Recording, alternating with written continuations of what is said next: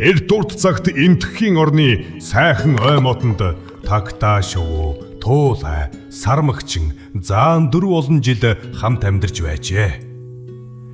Бид 4 ивтэй сайхан суухаас гадна бидний хэнэн ах болвол дүүн ахыгаа хүн ким өргөж тааллаар нь явъя гэж хэлэлцээд хэнэн ах болохыг бэйбиесээ асууж гин. Тэнд нэг том мод ургаж байжээ. Заан тэр модыг зааж намайг тугад байхад энэ мод надтай чацуухан байсан. Би шүргөөдөг байв гэжээ. Үүнд бичин хэлв. Намайг жаахан байхад энэ модон миний тоглож дүүлэх мөчрөгүй.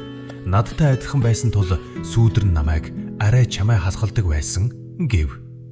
Туулаа хэлв. Намайг баг байхад энэ мод сая үндэслэж байсан тул би үндснээс нь мартаж иддэг байв гэжээ. Гэтэл тагтаа хэлв.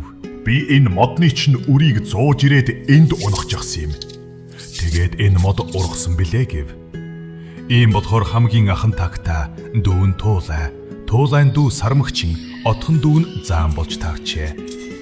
Дүүн ахыгаа хүндлэхээр хэлдсэн тулд заан сармагчныг хүндлэж нуруунд дээрээ гаргав. Сармагч нь туузааг ахаа гэж мөрөн дээрээ суулгав. Туузайн тагтааг ахаа гэж дээрээ гаруул. Тэр нь өнөөх том модны үр жимсэнд хурж авч дүү нахта түгэн өгч ивэдэг болжээ.